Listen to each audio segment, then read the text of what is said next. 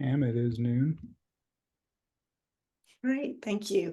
Hi there, everyone. My name is Pam Yankulov, and I'm the Director of Research and Evaluation at the University of Louisville Traeger Institute. And we are so glad you have joined us today at the Project ECHO, which is a partnership between the University of Louisville Traeger Institute and the Kentucky Coalition for Healthy Communities. Some technology tips. We ask that you go on and turn your microphone on just to check to see if it's working. Then we ask you to go on and mute yourself. We do look at the chat very often, so you're welcome to use the chat. If you're having difficulty with your sound or your video, just click on the arrow next to your microphone to test your system. If your computer ceases to function in the way you want it to today, go on and just call in and you'll be able to see. You can use your Zoom app on your smartphone, or you can just go on and call in and you can take a picture of that information there, because we would love for you to stay with us and hope that technology is not an issue.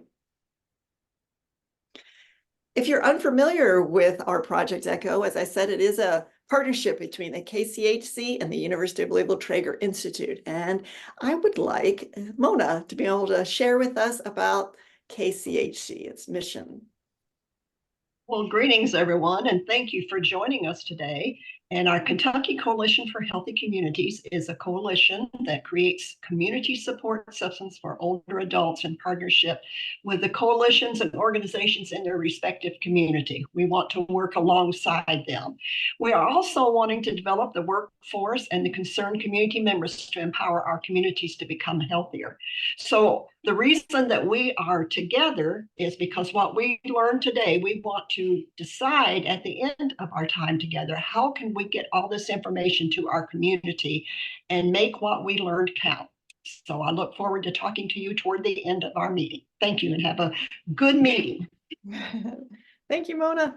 And for those of you who are unfamiliar with Project ECHO, it was developed about 15 years ago by an MD by the name of Sanji Arora from the University of New Mexico. And he developed this platform because patients were driving 200 to 300 miles to get his expertise, specifically in the area of hepatitis C. So he didn't think that that was the best approach. He wasn't creating additional capacity. So he developed this Project ECHO platform. It is a telementoring platform. The idea is to move knowledge, not patients, and to build local capacity. So there are Project ECHOs across the world on a variety of different topics, and our topic is on the care of older adults. Each Project ECHO tends to have a little bit of a rhythm. It's got case-based learning, it's got a didactic, and then it's a teach-all, learn-all kind of space so that we can all learn from each other and teach each other in this space, in this interdisciplinary team-based care space. We do want to go on and take attendance. If you could at this time, go on and type your name, your organization in the chat. I'm going to do that myself.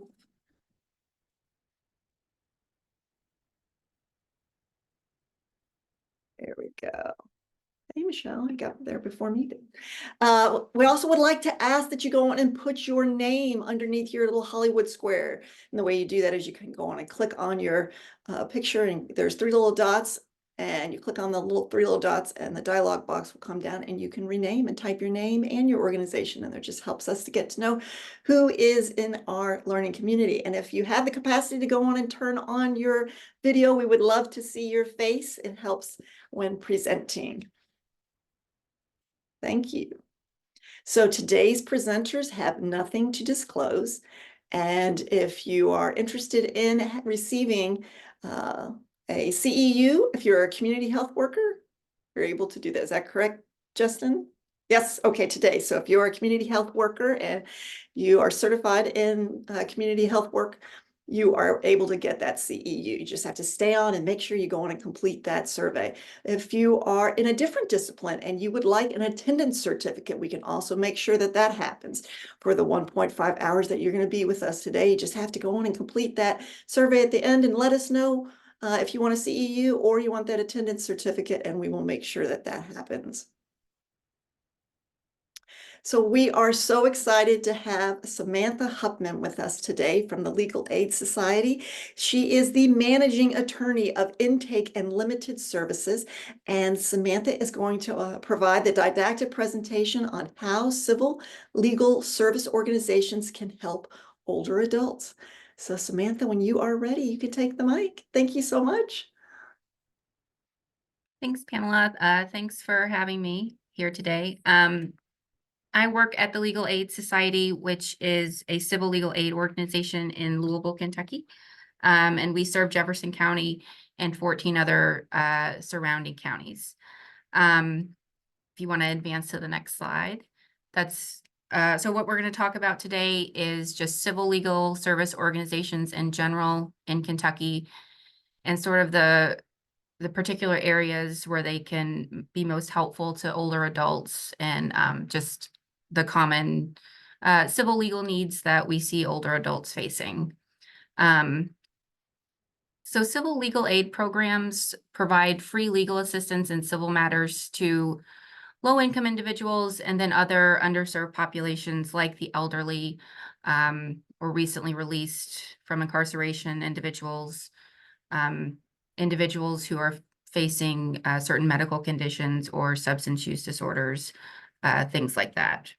It's important that our organizations, we only do civil legal matters rather than criminal legal matters.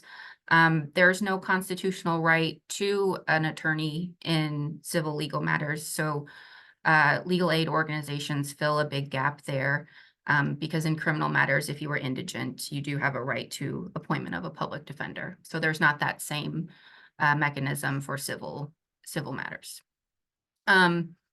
Oh, I'm sorry, Justin, could you go back just a second? Sorry. So we provide all kinds of services like advice and representation. So a lot of instances we're able to offer advice and counsel to people on how to manage their civil legal needs themselves, or we can represent people in proceedings up and through appeals. Generally, the eligibility qualifications are going to be very much the same through all different civil legal organizations, just because we receive most of our funding through the Legal Services Corporation, which is a federal government agency that funds civil legal aids across the country. So they have certain regulations that they require to receive funding. So while there may be a little bit of difference between what different organizations do or who they serve or their eligibility requirements, much of it is the same because it's all coming from LSC. So LSC mandates that we serve low-income individuals who are at or below 125 to 200% of the federal poverty guidelines. So to give you an idea of what that is, depending on the size of household, for example, one individual in the 48 contiguous United States, the 125% of the federal poverty guidelines is $18,825 a year in income. 200% for one individual would be $30,120. So it's not very high. Our organization in particular is able to serve people who are 60 and older who may be above that guideline through funding from KIPTA, which is the Kentucky Regional Planning and Development Agency. And that applies to counties, certain counties: Jefferson, Bullitt, Henry, Oldham, Shelby, Spencer, and Trimble. So even if you have a client that you're dealing with who is over 60 and they may not meet those income guidelines, we may still be able to help them. And I don't know for sure, but I would suspect that the other legal aid organizations may receive similar funding from the KIPTA-like agency that serves their area.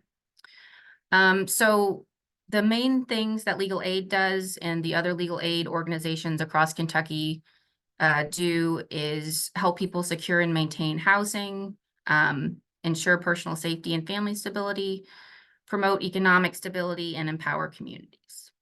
If you want to go to the next slide.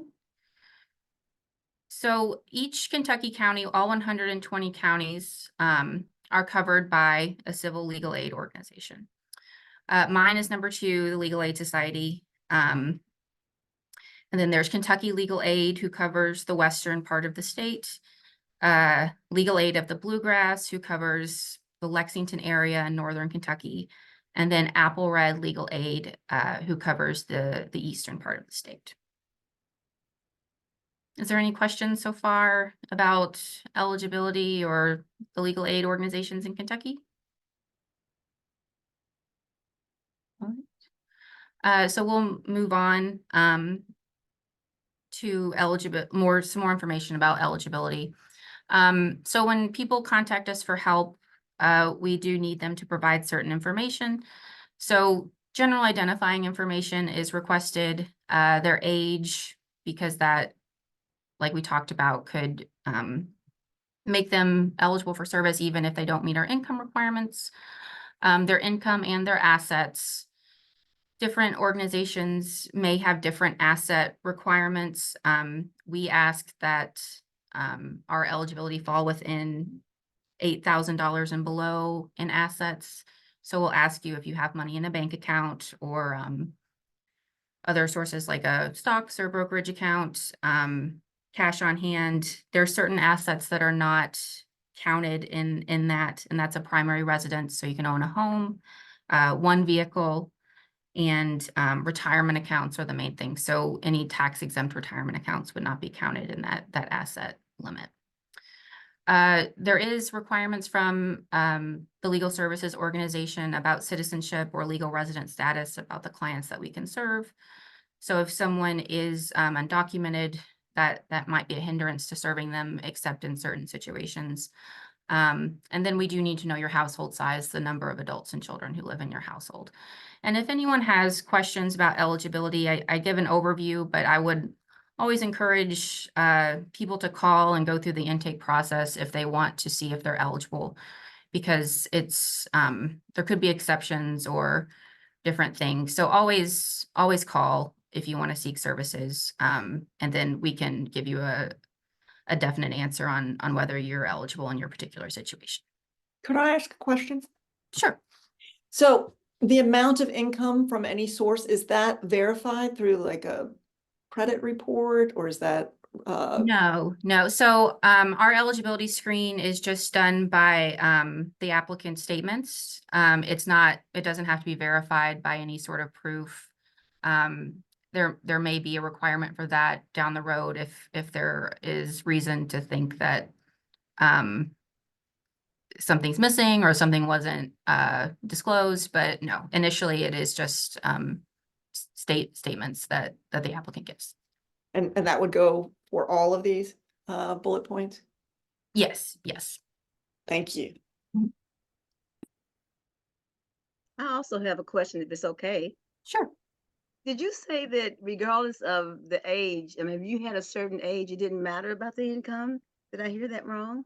So for Legal Aid Society, we get certain funding from KIPTA that allows us to serve adults over 60, even if they were over income for certain counties. I cannot definitely say if the other legal aid organizations in Kentucky receive similar funding. I would suspect it's probable. But for certain counties, yes, we can assist individuals who are over 60, even if they might be above the income guidelines, because we have a specific grant that allows us to do that. Thank you, that's good. All right, so if no more questions, we can move on to the next slide. So going forward, I wanted to sort of give a brief overview of the different civil legal matters that I most commonly see older adults facing. Of course, older adults can face any civil legal matter, but I picked out a few that I feel like I see a great deal. The first one I wanted to start with was grandparents who have care of their grandchildren, or it may be, great aunts or uncles who have care of great nieces or nephews. But due to a lot of times the opioid crisis, or other issues, parents may not be in a position to care for their children. And a lot of times that falls to relatives, grandparents a lot of the times. So legal aid organizations can help grandparent caregivers secure legal custody or legal guardianship of children that they're caring for, which is a lot of times necessary to easily take them to the doctor or make medical decisions. You have to, if you're not a parent, to show some sort of legal guardianship or custody. It's also very helpful in applying for benefits if someone's on SNAP or KTAP, or receiving Section 8 housing benefits, and you need to prove a child lives with you. And so it's very important a lot of times to have these legal documents. There's a couple different ways that a grandparent can secure that. One is filing what's called a custody action in family court, or in counties that don't have a family court established in the circuit court, by claiming that they are de facto custodian. So in Kentucky and in probably every state, parents have the highest right to have custody of their children. If you are a third party and you want to have custody of a child in Kentucky, if you have that child in your home and you're their primary caregiver and primary financial supporter for 6 months to a year, depending on the age of the child and how they came to live with you, you can get the same standing as a parent to request the court award you custody. So that helps grandparents who have had children in their care get custody orders that they need to get benefits or to make medical or educational decisions for a child. It's important to note for that if a parent of the child is living in the household too, and caring for the child at times too, that wouldn't qualify. De facto custodians stand in the place of a parent. They aren't caring alongside of a parent. The other avenue for third-party caregivers of children is to obtain guardianship in probate court. Guardianship is similar in a lot of ways to custody. It's more geared toward managing financial resources, but it does give you care, custody, and control of a minor child. This is done in probate court. It requires periodic reporting of the child's financial assets, if there are any, and how they are used. So if a child, lots of times it's a personal injury settlement, or if they're old enough to have a job of their own and they receive income, you have to, report that to the court and show how it's being used so that it's not being used inappropriately. This is a little simpler to obtain than custody, but it's also, like we talked about, has more onerous reporting requirements, and it's more easily changeable by the parent if they come back and want to contest that. Is there any questions about that area, about grandparent caregivers and how they can obtain a legal custody or guardianship? Yes, Samantha, I have one. I heard of a case where a family tried to get some help. The grandchildren were living in the home. The child was also living in the home, but unable to care for herself. But because she was in the home, they said they was not eligible. Is that anything that we can address? You said the parent was in the home but not able to care for herself? Mhm. It's probably highly factual dependent. I guess you could, depending on how disabled that parent is, or how clear it is that she takes no part, or he or she takes no part in caring for the child or providing financial support for the child, I think it's still arguable you could claim de facto custodian status. And then the other option is guardianship, to where you would, if someone that parent can't care for the child and there's no other parent that can care for the child, then guardianship is an avenue as well. Just from the facts we are talking about here, I think that would be my read on that. Thank you. Okay, any other questions? All right, we'll go on to the next topic. So domestic violence protective orders for elder adults, particularly I've seen this happen with older adults who have adult children who are living with them. Of course, older adults can be victimized by romantic partners or spouses in a more how the more traditional or familiar pattern of domestic violence we think of takes place. But for elderly clients I've assisted, it's often an older, an adult child who is living with them, who for whatever reason, either substance abuse or mental health reasons, becomes a danger to that older adult. So protection is available in those situations through a domestic violence order or an emergency protective order. And this is something that, again, people think of more in an intimate partner relationship, but it is available for family members, including parents and children. So these petitions can be filed in every county, and there should be an avenue to do that 24 hours a day in every county.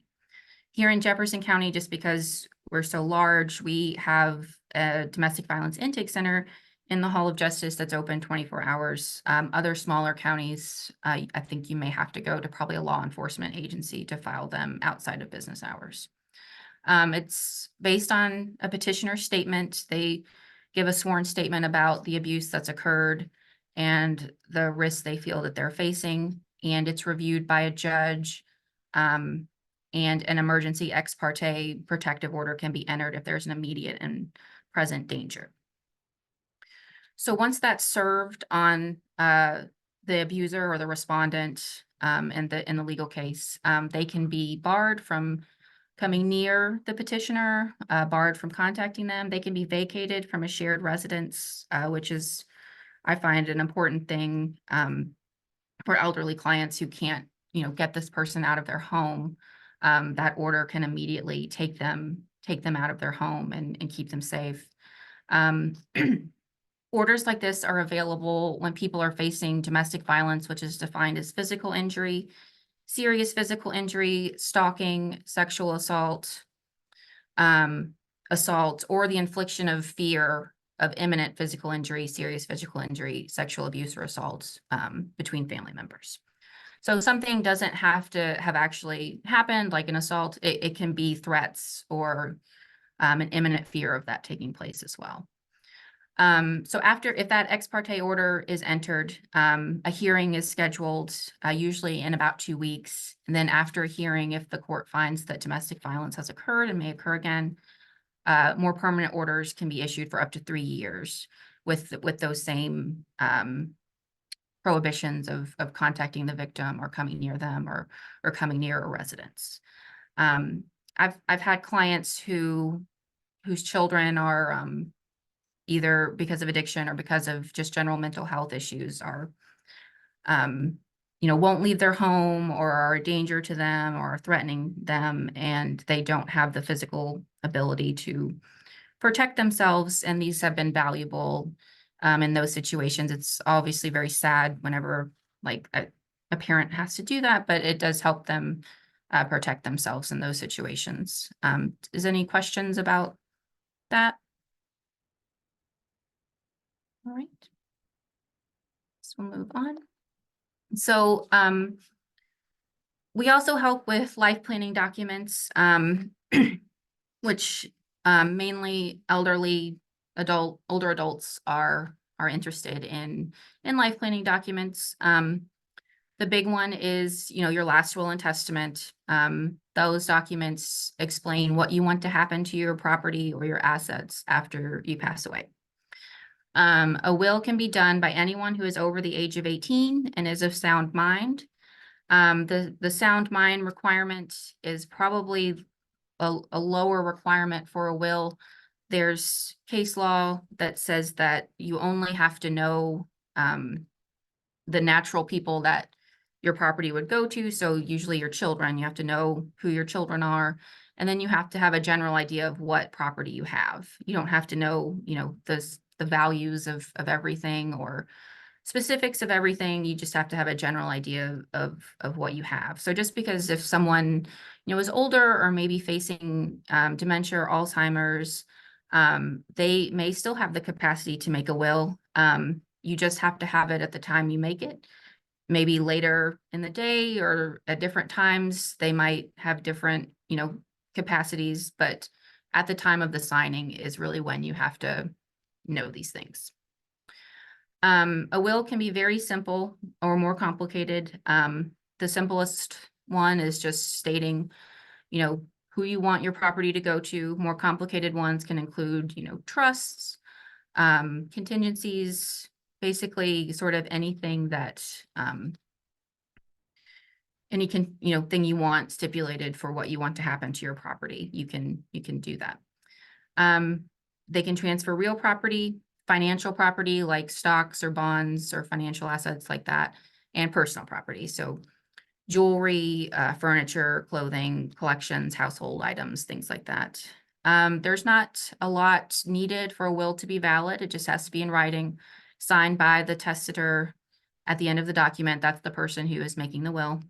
And it can either be wholly written out in their handwriting or signed in the presence of two witnesses who must then sign it in the presence of the testator and each other and be notarized. So a will is one of the documents that a lot of legal documents just needs to be notarized, but a will, if you're not handwriting it completely yourself, needs to be witnessed by two impartial people. So another thing a will does is appoints a personal representative. You may know it as an executor, to pay out expenses of the estate or debts, and then collect and distribute assets to beneficiaries according to the will. So that's a good thing to have in place, just because the main asset a lot of people have is their home. So that makes it so your home is going to the person you want it to go to and the person you trust most to manage it well.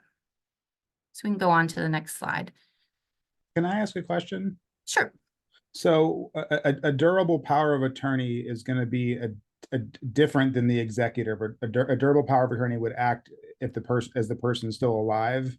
Yes. So I have a slide about that later on, but the main difference is yes. So a power of attorney is in effect while a person is alive.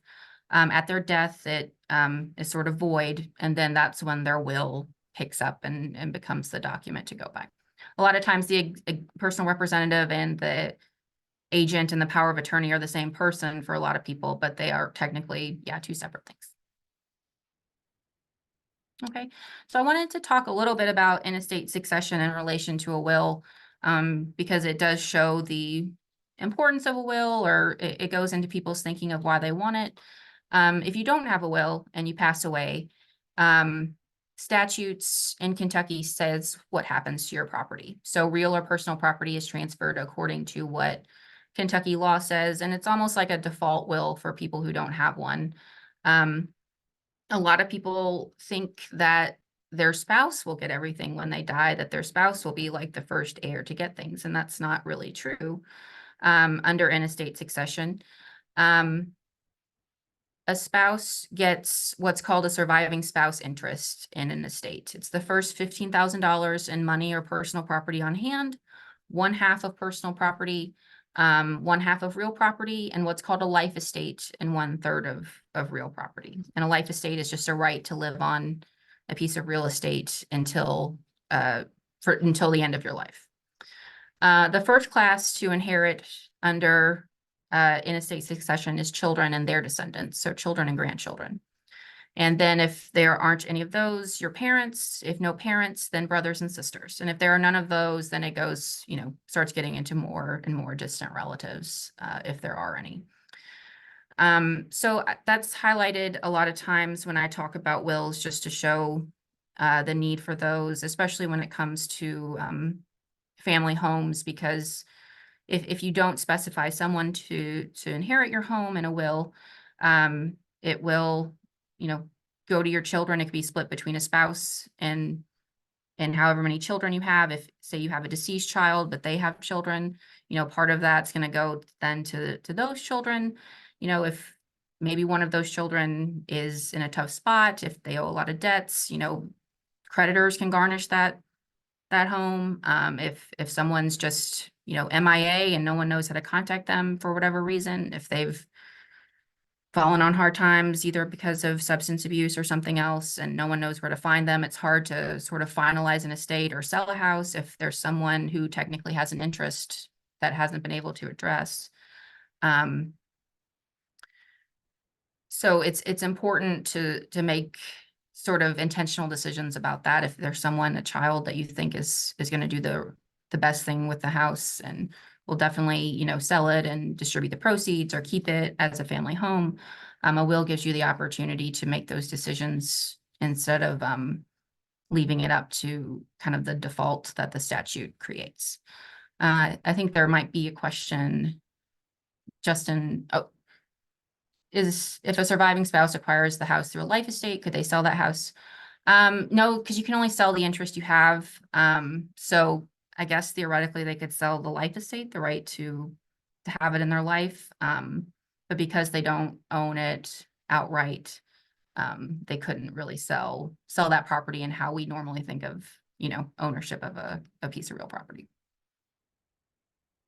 Do you have to go through an attorney for a will? Technically, no, you don't have to. It's probably the most advisable thing to make sure it's going to be valid. But technically, no, if it meets the qualifications under the statute, then you would not have to. I always would advise it, but no. Any other questions about those issues? All right, we can move forward. So again, just because life planning documents are such a big thing we talk to with older adults, non-probate transfers are something I always throw in too, because a lot of property is transferred outside of your will also. Real property, if you own it with a spouse, more often than not, the deed is done in what's called joint tenants with a right of survivorship. So the home automatically transfers to the spouse. That's a big thing with married couples. It's not like with the deed has to say it. Most deeds do say it, but the majority of times, if you are a married couple and you own a home with your spouse, if one of you passes away, it will pass directly to the surviving spouse. You just have to file an affidavit with the county clerk that this person has passed away, and they can adjust the ownership to one person. And that's not a part of the estate that gets dealt with in probate. Other things are bank accounts and retirement accounts, like a 401k or an IRA. You can assign a beneficiary, and then that asset is not in your estate to be probated. That'll go directly to the beneficiary that you designate. Bank accounts, like checking accounts, often have an option to list someone that it's payable upon death. And that's kind of the same thing, to where you can say that if you pass away, this person will get the funds in this account. Life insurance proceeds is technically not an asset of yours. It's a contractual right. So whoever you designate as a beneficiary under a life insurance policy has a right to get those funds. It's not an asset of the estate. And then revocable living trust is something that people use to avoid probate. That means transferring their assets to technically a trust, which is a financial instrument. So you as an individual don't actually own it anymore. It's a trust that owns it. Functionally, you may still, be able to use those assets and do what you want with them, but they're not technically owned by you. Any other questions about those issues?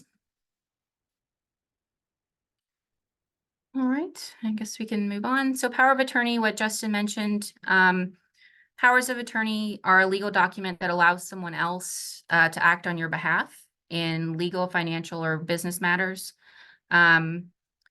The person who's acting for you is called the attorney in fact, or the agent, and then whoever is signing the power of attorney is called the principal. So these documents give people the ability to do a lot of different things. It can be as narrow or as general as you want it to be. They are what's called durable by statute, unless it's specified that it's not durable. The document stays in effect if you become incapacitated or disabled. That's what durable means as applied to a power of attorney. People sign them a lot of times as a preventative matter because it prevents the need to go to court to obtain guardianship.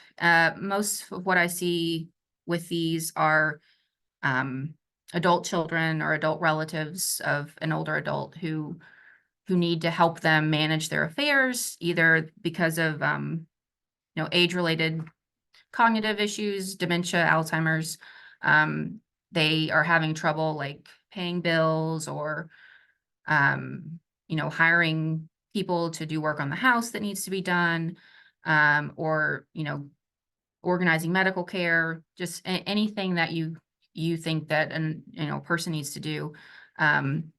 This gives that child or other relative the ability to help that person do that and sort of like act in that person's name without having them to be there all the time to tell that agency that they agree because of whatever regulations or policies they have about disclosure or having a third party do things for someone. They can be immediate or they can be springing. So a power of attorney can go into effect as soon as you sign it.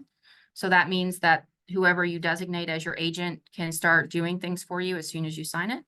Or it could be what's called springing, where it springs into effect if you are disabled or incapacitated in such a way that you can't make your own decisions. That always sounds good to people, but it can bring challenges just because you then have to determine when that is. So it could involve going, having a doctor signing off that someone can't make their own decisions, which my understanding is kind of a big ask for a medical professional to do. So while that sounds good in theory to a lot of people, in practice, it can be a little complicated because you then have to prove that that person can't make their own decisions before you can actually act under the power of attorney. So this one instance I've had recently, we've done a power of attorney for a woman who owns her own home. She is facing some dementia. She had problems because she says that she paid it, but there was a property tax that was due. I think it was only like $200. And somehow, they were claiming that it wasn't paid. And then she had to sort that out, and it ended up being something that costs like thousands of dollars. So having this in place allows someone like one of her children or something to step in and talk with, the government, or talk with whoever she owes money to say like, hey, what is this for? What is it owed? Please give me the documentation of this. And you can head off a lot of problems if you have that in place before it's actually needed. Because if someone goes down too far the road of being incapacitated, they don't have the capacity to actually execute the document and give informed consent. So that puts you in the place of needing to get a court order of guardianship. Any questions about that? Actually, I have a question. So the person who is the power of attorney, do they have a document that they need to keep in their possession at all times? So the power of attorney is a document. It's signed just by the person granting it, just by the principal.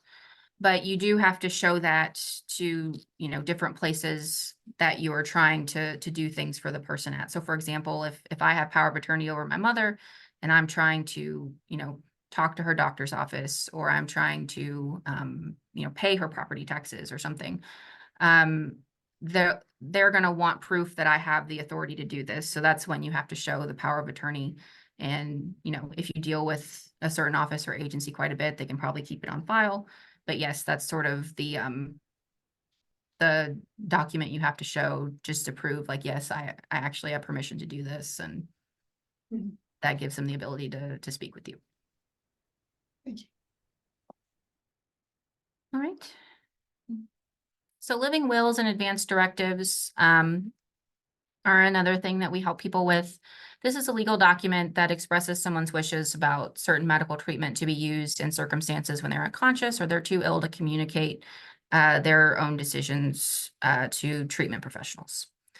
It allows you to designate a healthcare surrogate. A lot of times if someone has a power of attorney, it's the same, agent that they designate for that. A power of attorney can have a provision that someone can make medical decisions for the principal. So these overlap a little bit, but the living will and advanced directive is really only for medical decisions, specifically living wills for life prolonging medical treatment and artificial feeding and hydration in instances where someone's too ill to communicate.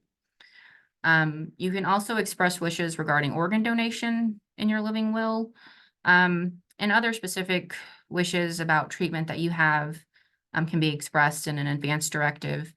The most common one is religious requests. For example, blood transfusions. Certain religious denominations or they can't have blood transfusions, so that's something people often want if they're that particular religion.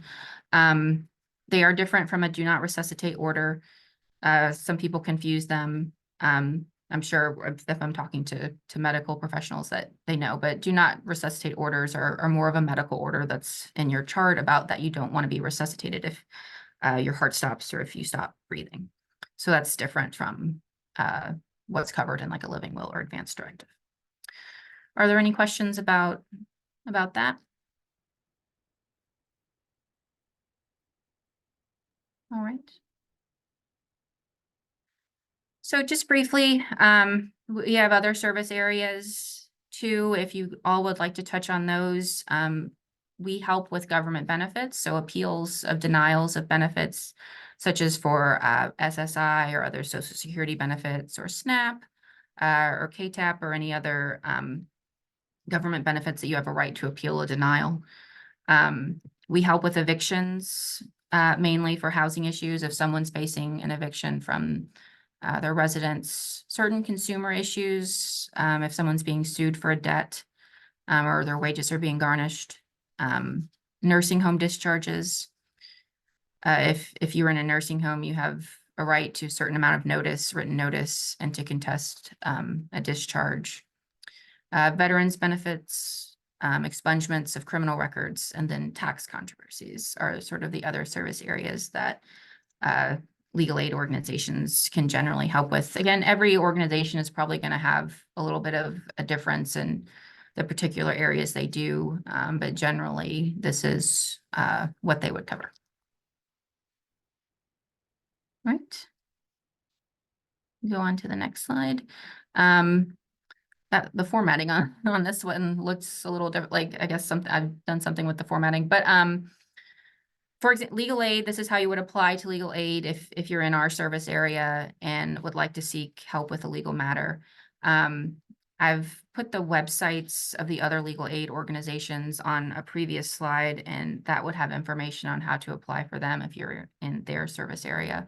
But mainly you can call, go online, or come to one of our offices to apply for service. And again, even if you question if you'd qualify, I would always encourage someone to just call and see, because our intake paralegals are probably the best to determine that and let you know. So I wouldn't want someone to miss out on service just because they think maybe they wouldn't qualify. All right, so that's pretty much all I had to cover. I'm happy to take other questions, or if there's questions about service areas we didn't delve into, I'm happy to talk about that. But thanks so much for your time today. And it was great being here. Thank you so much, Samantha. Mhm. So we have some questions for Samantha. Any comments or questions or need additional clarifications? I do have my hand up, but you probably don't see it. Oh, I'm sorry. You do. Thank you, Tina. Can you recommend attorneys that would be, great in this area, or how do we find the right attorney? So just because of ethics rules, I can't really recommend certain attorneys, but I can point you to the Kentucky Lawyer Referral Service if you are in sort of the Louisville or surrounding area. That's run by the Bar Association, and you can call them and tell them what legal issue you're facing, and they can give you the names of attorneys who oh, great. Yes, that's exactly what I'm talking about. Someone put it in the chat. They can give you names of people who practice in that area. And I think if you're registered for the referral service, you're supposed to give a free 30-minute consultation. So that's good as well. But that's usually what I recommend to people if they're seeking a private attorney. I just want one for a will, not anything else. Well, you're welcome to apply for legal aid. If you qualify, we can help you. Or you can call Kentucky Lawyer Referral Service, and they can give you probably the names of a few people who do estate planning. Okay, thank you. Other questions, comments? Let's see if there's anything in the chat. Thank you to the person who dropped the link. That's very helpful. Yeah, thanks, Casey. Can we talk about conversations, about how we can have conversations with others regarding these types of important documents that we should all have? Talking about a will or advanced care directive, living will, or even a will, it gets to mortality conversations. And it's difficult to have those kind of conversations as an adult child, or yourself with your family. Do you have any suggestions, or anyone has suggestions? Maybe we could begin Samantha, do you have some ideas about how to have those conversations? And then we would invite others to also suggest things. Well, I guess it's a little different for me because generally when I'm talking to someone about it, they have come to us with the intention of talking about that. So we're, everyone's on the same page. So this is what's happening. I always find it best to be direct with clients I assist. I don't think it helps to to try to use euphemisms or beat around the bush of what's going to happen, like what these documents are for, or what possibilities could happen in the future. So I just try to be as calm and direct as possible with clients. I know we've had clients who are elderly, some clients who have medical conditions which are terminal. So I don't want to act afraid to talk about these issues with them. I'm sure they don't appreciate that. So I just try to be as direct as possible and answer their questions and just get what they need done. But I'm sure, like, even my own parents and things, that would be more difficult to have those conversations. I have the luxury of having sort of a professional or arm's length relationship to where it makes it a little easier, maybe. Mhm, mhm. Thank you. Others want to comment? I do have a question. Does the Legal Aid Society ever help people with indigent burial? Or have relationships with indigent burial groups in Jefferson County? The only thing I can think of is we have help with crime victims compensation claims, that if someone has died because they were a victim of a crime, you can make a claim for funeral or burial expenses from the Crime Victims Compensation Fund. That is the only avenue that I can think of about actually, like, financial assistance for that we help with. Okay. And I see Bev back. Bev, do you want to talk about Catholic Charities, how they might help with? So I'm not speaking as a subject matter expert, but I know that formerly, years ago, there was a gentleman who took care of all of the indigent burial. He was the key contact. I just remember his name was Buddy, but that's neither here nor there. Currently, I think the contact for that program is Catholic Charities. So I think if anybody has a question, they can call directly into Catholic Charities and ask to be connected to the department that takes care of it. The other thing I wanted to mention is related to communication with people on these sensitive topics. I think it's really important to bring it down to the most basic conversation that you can have and not use any large terms, but to try to make people understand how that's a benefit to them so that their wishes are known. So I know there's some community health workers, I think, here on the line today.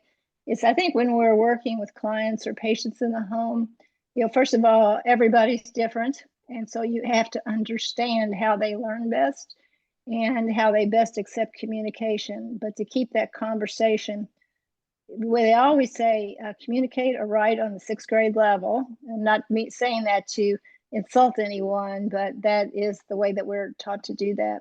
So just, to be caring, acknowledge that it's a difficult thing to have a conversation about, but to share the reason why you want to do that, and then whatever you feel is most appropriate for that person to know. And then to say, what questions do you have for me? Not do you understand, but what questions can I help you with? Sometimes people like to think on things and you come back to them. So that's how I would recommend that you handle that. And I certainly didn't do a very good job of talking about indigent burial, because nobody remembers Buddy except me on this line here. But anyway, it is Catholic Charities would be the key contact. So I rambled a little bit, but that's okay. Thank you, Bev. No, we appreciate you. And one of the things I'd like to say is what not to say, because I have heard people start the conversation with, I hate to bring this up, or this is part of our routine, or, making it a negative in the very beginning. You know, we are giving them a gift, letting them know how they can make decisions for themselves, and they are giving their family a gift by making that decision. Yes, that was correct. All right, and then Justin, do you want to share some of the things that I think you're putting in the chat? Is it, oh, it's Misty who's putting, yeah, Justin and Misty. Justin, would you like to share? The first resource that I put in the chat is the Conversation Project. It is a national project through the Institute for Health Improvements. They have a lot of great resources for helping people reflect on their values, identifying who would be an appropriate surrogate, and then how to initiate those conversations. And they have them in multiple languages. They have them for different organizational types. So either like healthcare organizations or congregations. They also have, I feel like I'm doing a plug for the Conversation Project, so I guess I am. But also just really helping people connect into kind of the heart of the matter. And I wish, Samantha, I think about like conversations that kind of lead, you know, it's kind of like a choose your own adventure piece. But the conversation ends up being siloed in healthcare, and then siloed, you know, related to finances, and siloed related to, you know, assets or, you know, burial. And it's really a big comprehensive conversation that people need to navigate, but they end up having to go to different sources for all the navigation. And I love that you all are doing a big piece of this, you know, as an organization. But I think the general public, you know, kind of has to go from provider to provider and piece it together on their own. But this past week was National Healthcare Decisions Week, and so it focuses on the healthcare piece, but recognizing that, you know, if the person in my life that I'm representing can't speak for themselves, you know, I might be doing other things than just making healthcare decisions. There's so much else that goes into it. And then Misty did put in the chat about the indigent burial program. Misty, do you want to talk about that, or did you just? No, I just wanted to add the resources to the chat. Okay. So Justin, I sent that to you too. I haven't looked at what Misty put there yet, but if you want to, it's probably what she already put there. Okay. It is the Catholic Charities take over the Louisville Indigent Burial. And just a little trivia for you. It was Buddy Dumar, who used to be the assistant coroner, who started that program here in Louisville many years ago. Yeah, that's great. And then I did put a resource in the chat for Kentucky specific documents. The Kentucky Most Coalition really works. Our primary education and advocacy is around the medical order for scope of treatment form, which is, Samantha was talking about the living will as the legal document. It's not a do not resuscitate order, although you can put on there comfort measures only. In a living will, it's only going to be honored by someone in a healthcare facility or in a long-term care facility. Whereas if you're in your personal home, or you're on the street, or you're in an ambulance, a first responder is going to be obligated to resuscitate you unless you have that secondary document, such as the EMS for DNR, which is an EMS do not resuscitate order, or the medical order for scope of treatment. And so that medical order for scope of treatment is signed by a doctor. So it's an actionable medical order that should be honored by any first responder that would either honor that do not resuscitate order, or additional orders around feeding, nutrition, hydration, antibiotics, things like that. And I see Samantha put in the packet for the Kentucky Living Will document.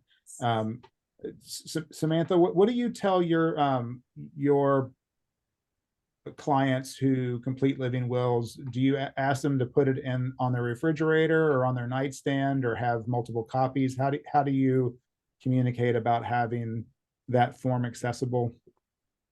So for living wills, I usually tell people to give one to their just general physician. And if they're admitted to the hospital, to make sure to let, you know, their treatment providers there know that they have a living will.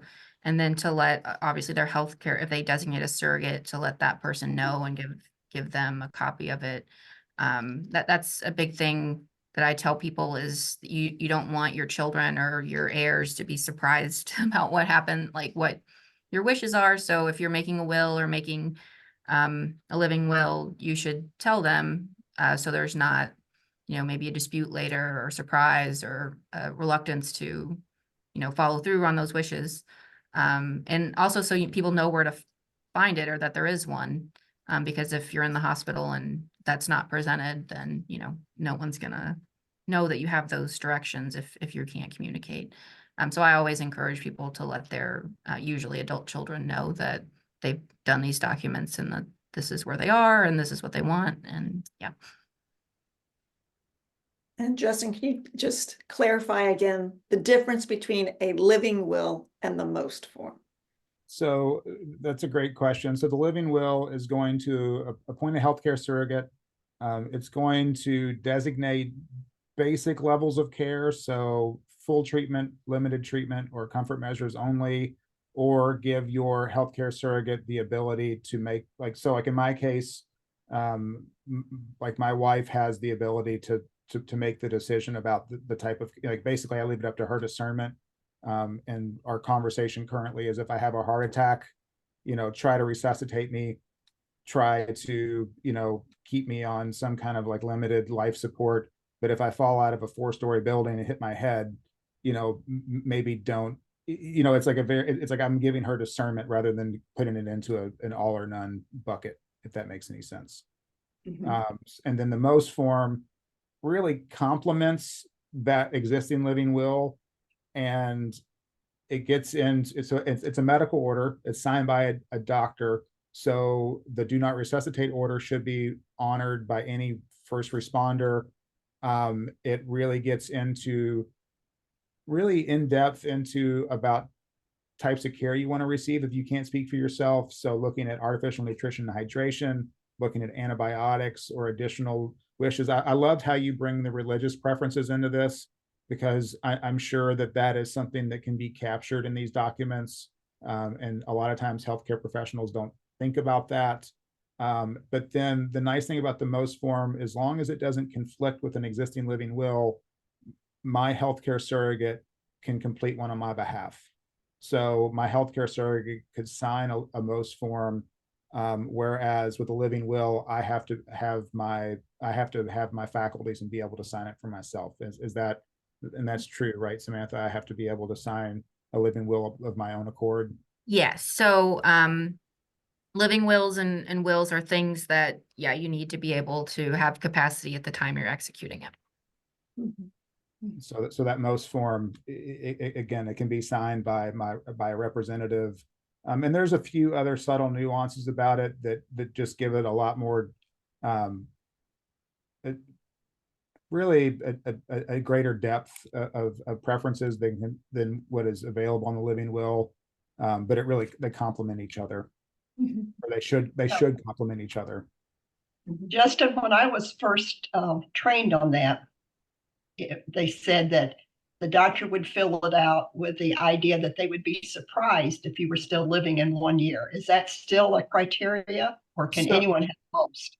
So that's a great question. And so with the medical order for scope of treatment form, anyone can complete one, but the catch, the main thing to think about it is does that person have an advanced illness? And the catchphrase is, you wouldn't be surprised if they died within a year. I mean, that's kind of a really big leash, but that's the idea, is if that person was in a health crisis in the next year that may take their life, would you be surprised by it? That's sort of the parameters for, deciding if you would broach you might broach the conversation around a living will, but you might not consider a most form unless that person has a really advanced illness or is really frail. Great. All right. I think that we are ready to transition and to the KCH meeting. Samantha, thank you so much for your presentation and for this conversation. And I'm going to pass the mic to Mona, I think. Thanks for having me. Thank you so much. Thank you so much, Samantha. I really appreciate you, and helping us today. And, I realized that, ideally we would have talked weeks ago, but, I really appreciate it. Sure, I'm glad we were able to make it happen. And before we transition to the KCHC, I just want to remind everyone that the registration is open for the Optimal Aging Conference that starts on Sunday. So if you have any questions about that, we can talk about it a little later. But I'll turn it over to Mona. Okay, thank you. So, of course, we know today is the Kentucky Coalition for Healthy Communities, and we partner with the ECHO. So let's go on to our next slide. Again, our purpose is to train and empower stakeholders and community members to provide hope and education for their communities. And I think what we learned today will give us the opportunity to be able to do that in even a better way. So let's go on. So what I want us to do today is just have a little bit of time to talk about what you learned and how can you share that with your community.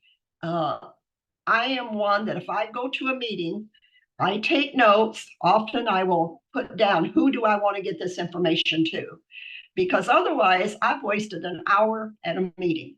So I want to be able to share what I've learned. So I want to just give you a chance to open up and tell us what you learned today and how are you going to share this.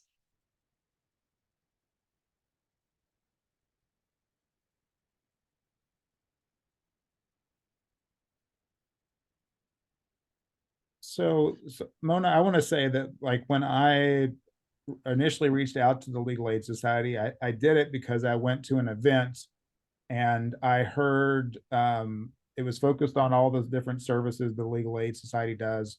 And I heard stories of people that had been benefited by the Legal Aid Society in different situations. And so, this kind of helped me also see a greater depth of what the Legal Aid Society does. So, really, when I hear stories or I hear people that would benefit from it, I can definitely, take that with me and recognize that these services are available similarly in other areas. So that's helpful to know. Exactly. So some of you tell me where are you going to take this information? Let's think of some organizations that we might go to, or even how are we going to handle it with our closest family and friends?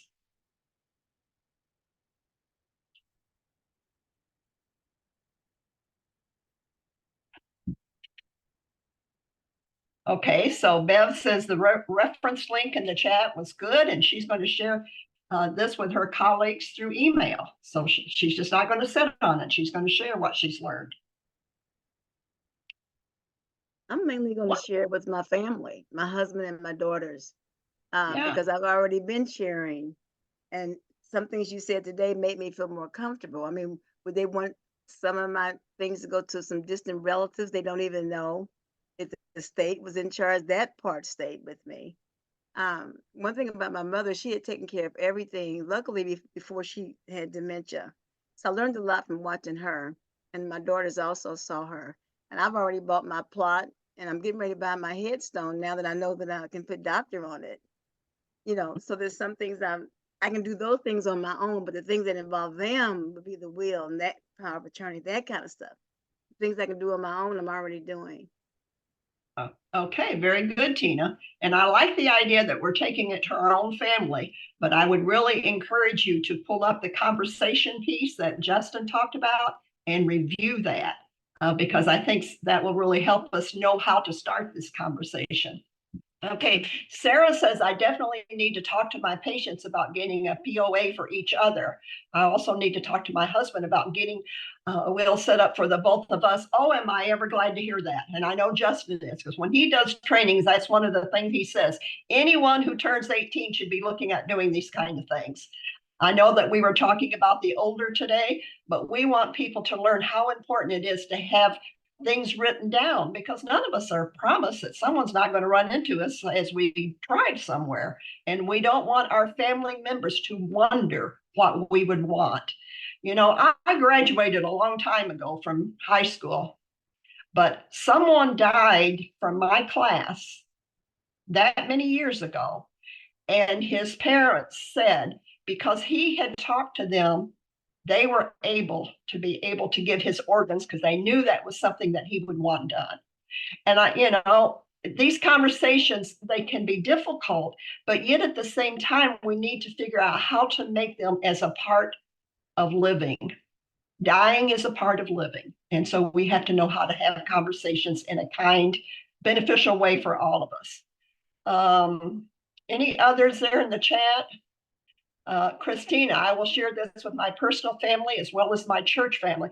Oh, am I ever glad you said your church family, because this is one of the organizations that I wrote down that we need to be getting into and being able to discuss what do we want to happen to our assets? What do we want to happen to something that's really special to us, and to be able to make sure that our family knows. Tina said she's got some family members from way back. I mean, I've got some things from my mother and grandmother that my grandson never met my grandmother, but yet I've got notes on them where I want them to go for somebody who would have known and appreciated. So yes, very good. Anything else that I'm missing in the chat, Justin? Alexa says that they work closely with Alzheimer's and dementia patients and caregivers who would benefit from this information greatly. Mm-hmm. Right. Yes. Again, it's how we approach it. We have to approach it in such a kind way. You know, I often say, what do you have that would give you joy in making sure someone got it? And let's do that. Let's make sure they can get it. So we can go to our local coalitions. We can ask someone like Justin or our speaker today, Samantha, and also let us remember that we have the elder law at our practice at Traeger that has practicum students that are working. We can share some of the information we have from there, and we can have them come and speak to some of our coalitions that we might be a part of.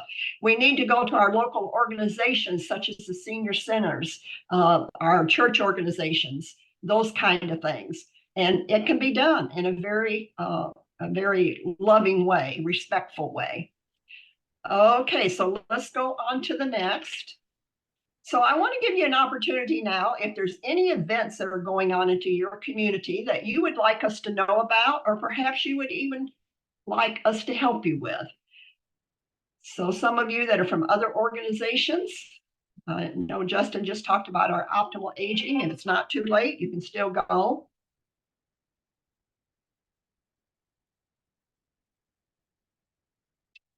Summer's coming. You got some health events, some different things that you want us to know about? So let me encourage you, as summer is coming, to send any flyers that you would want to be presented to this group to Justin. And we will make sure if it's not in time for the next meeting, he sends out a something to the whole group on occasion. But if we can make it a part of this group, a part of this meeting, we will certainly add your flyers to that. Mm-hmm. Now then, how about concerns? Does anyone have any concerns in their community that you'd like to talk about?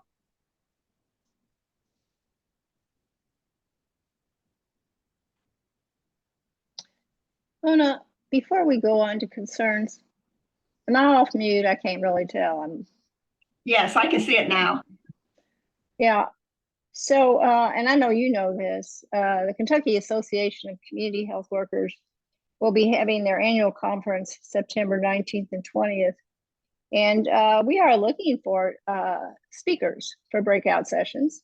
So I'll put my information into the chat. If anyone is interested in possibly receiving information just to evaluate that, you can let me know.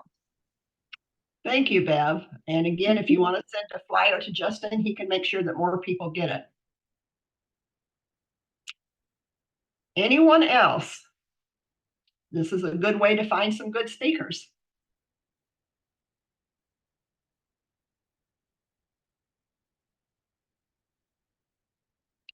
Okay, let's go on to the next slide. So I just want to share with you some of the programming that we have at the Institute. Our Flourishing Together class is a 10-week class. And what we are doing is coming together as a group of people to learn about practical ways to get healthier, to become more active, and be able to maintain and manage our own health conditions. We'll learn a healthier lifestyle to prevent and manage diabetes, heart disease, and other chronic diseases. And how we do this is that we work in groups of people, and you have your own team. And that team gets to name themselves, and they come up with a mantra, and they get to do goals together, and they encourage each other, often referred to as the secret sauce of success for the flourishing together is that teamwork. You know, I like to think that our teaching is really good, and it is important, but there's something about coming together with a team for motivation and encouragement. So the the Flourish program that we have at the Traeger Institute was our very first program. That's what we kind of set our goals toward, because we wanted to work to help adults with multiple chronic conditions to improve the life satisfaction through a comprehensive care navigation program. And that's how we aligned with the Kent School of Social Work and started getting practicum students, and then all the other things that we've been able to bring in the meantime with our rehab, our elder law, our different classes, Tai Chi, art, all the things that we do, all with the idea of holistic health, knowing that all of us needed to be healthy. We can't just look at physical. It is physical, mental, spiritual, and mind. And also we have a caregiver program, and Samantha talked a little bit about caregivers today. And we know that caregiving is a joy, but it also is hard work. And so we've designed a program that will help those that are taking care of aging adults that are 60 and above to provide support and resources. If you have an interest, you're caring for someone, or if you have a good friend that may need some help, there is a place there that you can go and get information about it, and somebody will call you as well. Now, we also have a virtual friendly visitor program. You know, when COVID hit, things changed so much. And many people in our organization, but specifically Barbara, saw how hard what we were going to have to do to make sure that so many of our aging folks were not sitting at home isolated and desolate. So we wrote some grants to get some tablets. We started training people to be able to help by doing this virtual friendly visitor. And what happens is that they get one of our students who will call them on a weekly, bi-weekly, whatever they need, and just be a friend to them. And then often from those calls, we find out what the needs are, and then we're able to get them in the caregiver program or whatever they may need. So that is a very vital program as well. If you want to know other things that we do, you can see that there is a website down here, because we have lots of things going on and add to it all the time. So let's go on to the next slide. So another thing that we do is called My Health Matters. It's an education and support meetings on Monday nights. I started this back in 2014 as once a month meeting for anyone who had taken classes from me. But once again, when COVID hit, obviously we couldn't be in person. So I spoke with Barbara, and she helped me know how to set it up and how to be able to do it with Zoom. I have offered, since we do get back into the community now, to do it once a month in the community and once a month in Zoom. And the folks have said, oh no, we just really like it the way it is. So we have a different speaker every Monday night. We have whatever health concern that we may have. Sometimes my participants will fill out forms and say, I'd like to hear a speaker on this. And we just kind of talk about what would be good. And this coming Monday night, we're going to be having a speaker from the U of L School of Dentistry. And Lavina will be talking about oral health matters and the connection between oral health and well-being. Very often, we do not realize how important oral health is. And then ever so often, about every 6 to 8 weeks, we don't have a special speaker, but we talk. And those meetings are always very meaningful. And this one is coming up on April 29th. I do have May's already put together, and we'll be getting that out to everyone soon. And we have some wonderful speakers coming up then as well. If any of you are interested in being a speaker, please let me know, because I'm always looking for speakers. Okay, so go on to the next slide. I just want to share with you about Walk with a Doc. We do this the first Saturday monthly at 9 a.m. out here in Henry County. Now, I do know that the U of L has 2 other sites. So if you live in Louisville, you may want to go on our website and find out where the other locations are. But one of the things that I am so proud of is that when you look on the Walk with a Doc website, basically you're going to see big cities who are supporting this particular program. And I am so thankful that we're able to do it in this little town of Newcastle, Kentucky. And that's because one of our geriatric fellows that we had at Traeger came to Eminence, and he believes everything that we're doing, and he agreed to lead this for us out here. So we really have a good time on the first Saturday of every month with Dr. Moisa. So you will find this on the website. Walking is one of the best things you can do for your overall health. It's low impact, safe, with the doctor's okay, and free. Many diseases, conditions, and ailments can be prevented or even healed by participating in regular physical activity. Fortunately, even moderate intensity aerobic activities such as walking can provide these incredible health benefits. And we're learning more and more about walking as research is being done, how it can even small amounts of walking here, 10 minutes here and 10 minutes there can increase one's lifespan, but not only increase the lifespan, but increase the quality of the lifespan. It's not just enough to live longer. We want to live longer and flourish as we're living longer. Okay, so the next one is going to share with you something with Walk with the Doc. And they have on their website, and you can get on it, 100 reasons to walk. And the thing that I really like about this PDF is it gives you the reason, and then you can hit a link there, and it goes into the details. So for that person who wants to know how and why is it going to help my blood sugar be more normalized, they're going to see it. It's not just something somebody made up. They're going to see research on it. It's cholesterol, and on I could go. So, I mean, I actually got myself lost in it for probably an hour and a half when I saw it.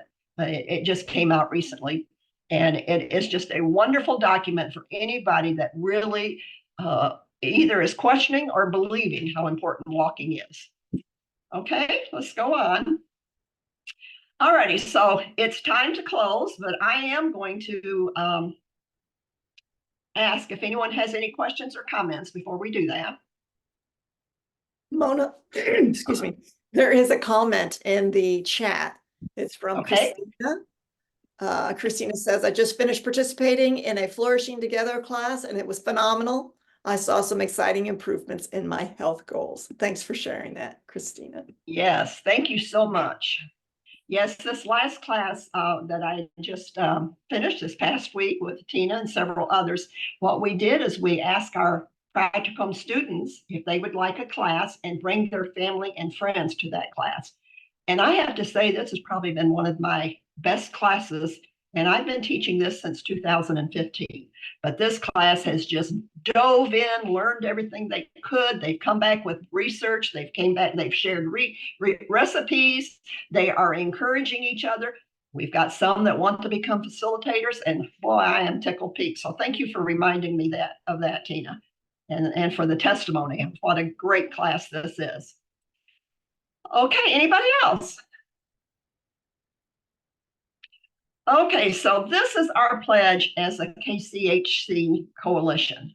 We want to become an effective state coalition working with community members and community-based organizations to empower our state to become a healthier and compassionate people. Health is contagious, folks. And if you take Flourishing Together, you're going to hear that over and over again. So in order for that to happen, in order for population health to increase in Kentucky and beyond, we must practice self-care and we must model healthy behaviors to our families, our co-workers, and our members of our communities. I hope that you will help us with this because we want Kentucky to be healthier. Next slide. Okay, so my April thoughts. Where flowers bloom, so does hope. I hope that you have had great hope in April and that you look forward to the May flowers and you look forward to coming back and being with us in May. We sure look forward to being with you. Okay, Justin.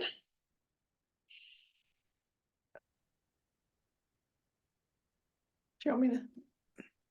Thank you, everybody. I'm putting the QR code is up here on the screen. I encourage everybody, if you're able to, complete the evaluation, but I put the link in the chat, or you can use the QR code. If you're a community health worker who would like to receive continuing education, you must complete the evaluation.